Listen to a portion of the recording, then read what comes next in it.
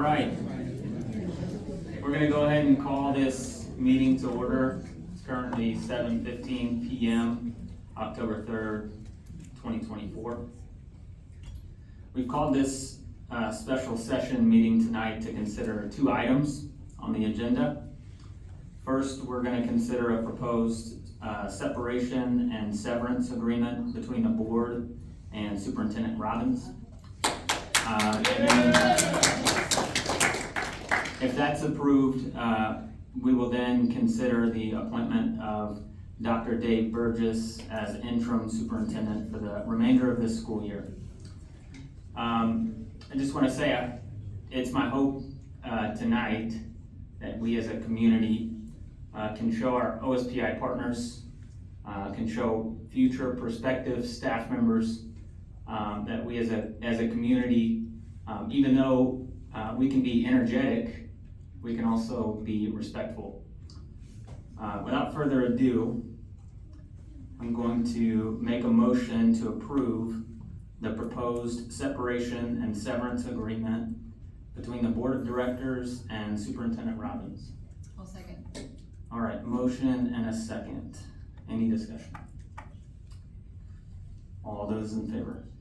Aye. Motion passes. Next, I'm going to make a motion for the board to authorize President Krebs to sign the separation and severance agreement with Dr. Robbins on behalf of the board.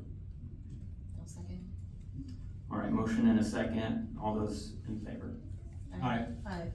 All right, motion passes. And finally, I'm going to make a motion to approve the interim superintendent agreement with Dr. Dave Burgess. I'm going to make a motion to approve the interim superintendent agreement with Dr. Dave Burgess. Second. Motion and a second. Any discussion? All those in favor? Aye. Aye. All right, motion passes.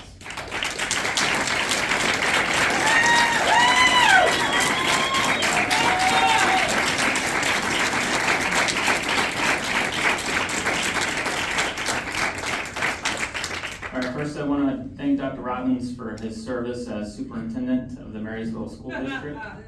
I also want to thank Dr. Dave Burgess for stepping in as the interim superintendent until we confirm and then I'd like to invite Dr. Dave Burgess, if you will, and give you an opportunity to kind of share a little bit about yourself and your background. Great. I don't think I'm gonna use the podium, and I apologize to you guys, but I wanna talk to you, okay? You need to know something about me, and I'm gonna do this kind of in layers, okay? First of all, I'm gonna give you the knowledge that, I've lived in Marysville, or actually in Toledo now for 19 years. So I'm a citizen here, and I'm very committed to the public education of our children, or I wouldn't be here tonight. Secondly, I want to give you a peek into my life, okay? I'm married. My wife and I have been married for 50 years. Together we've enjoyed 49 wonderful years. That first year was rugged. And I'd like to pretend that it was love at first sight. It certainly was on my behalf.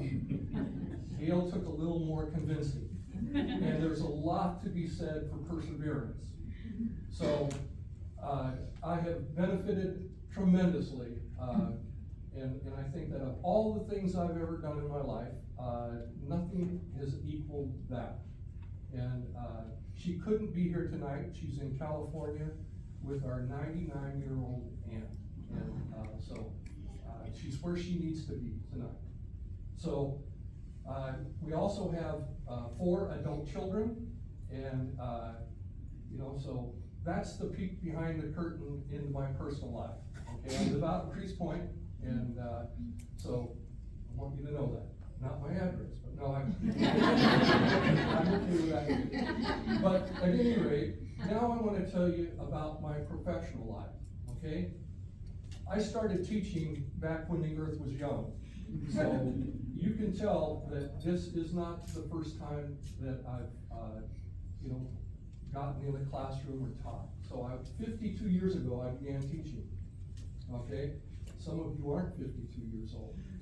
And I want you to know that I taught for 18 years, and it was by far the most rewarding job I ever had. I still have contact with some of my former students, if you can believe that. Some of them now that are already retired. And I want to share a very personal story, and I'm an emotional person. So, and it's not a pretty sight when I cry. So, but this is something that I hope reinforces how passionately I believe about public education.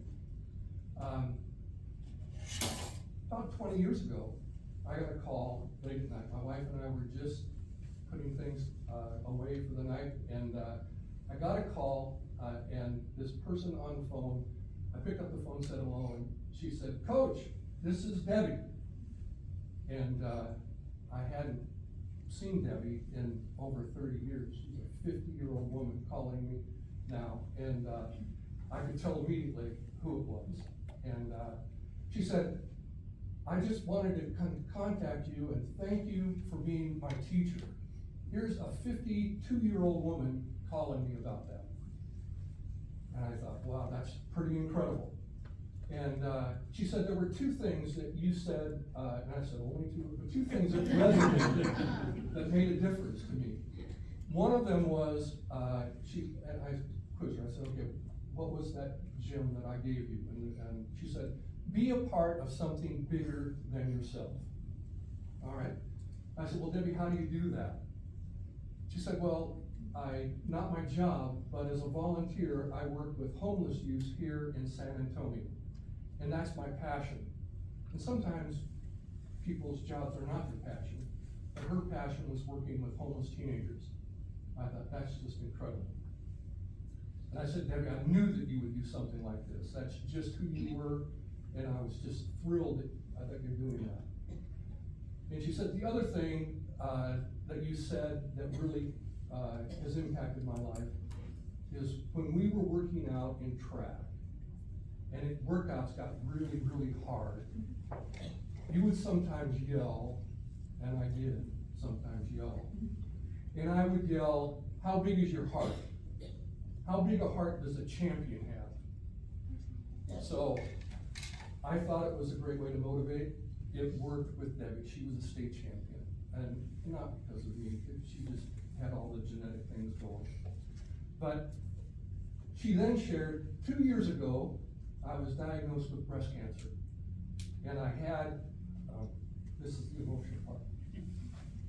I just come home from chemotherapy, and I was exhausted.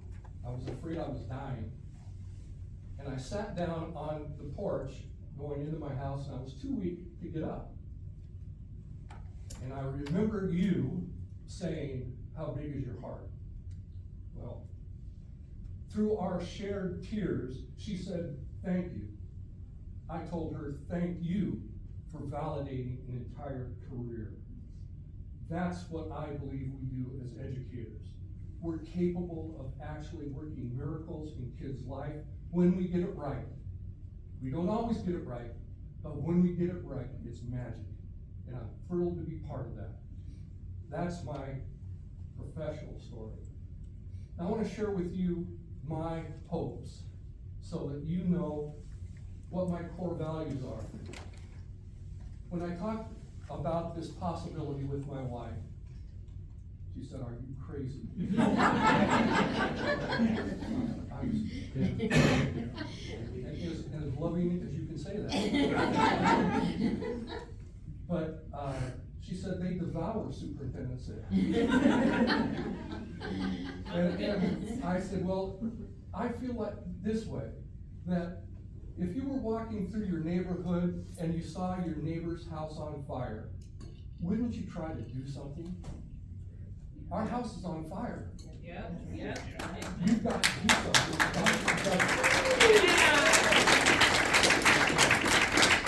And we have got to come together Because absent that, we are on the precipice of an immense gap, a possible another double levy failure. We've got to restore confidence in the district and each other, and I hope that together we can build the teams that make this a reality. Our children deserve it. Yes. And that's why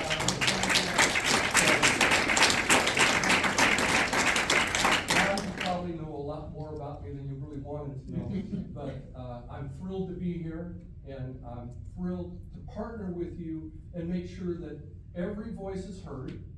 There'll be a place at the table for all of our stakeholders. And that doesn't mean that every decision is going to go the way that you want. We have some terribly difficult choices in front of us. People that I know from my earlier work here may lose jobs. I agonize over that. And anyone that doesn't agonize over that should never be in a leadership role. So I'm gonna work to do the very best I can to build partnerships and build bridges so that there are no people that are disenfranchised. If you wanna be part of the discussion and have your voice heard, I want that to happen. And I beg you, help me, because this is not about me, this is about we. And if we don't pull together, we're condemned to find ourselves in this situation over and over again. And it's not good for kids, and it's not good for any of us. So, that's who I am. All right?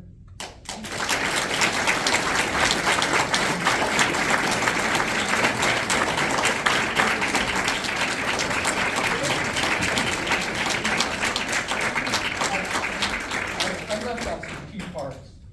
I've actually been a superintendent. You guys should know that. Have you ever done this stuff before? I was a superintendent in a neighboring district for 9 years. And when I retired, I really just wanted to stay connected to education, so I did a lot of consulting all over the state. I spent a considerable amount of time with the Quinault Nation in the Tahoe School District, and made some wonderful friends there. And I honestly can say that I learned more from that experience than anyone there learned from me. And I've been around, but I'm committed, I'm all in. And I want you to be all in getting this district turned around.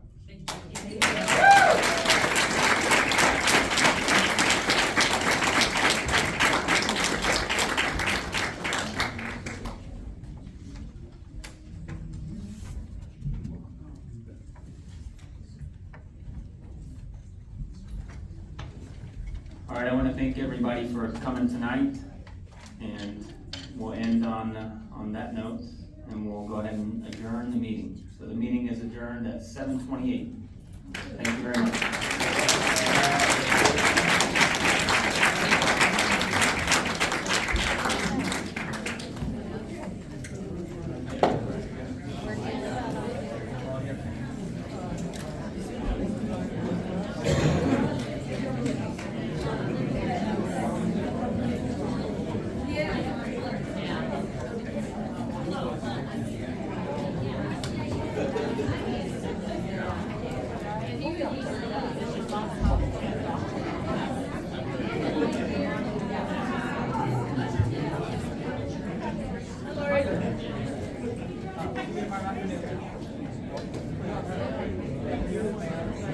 Much appreciated. Okay.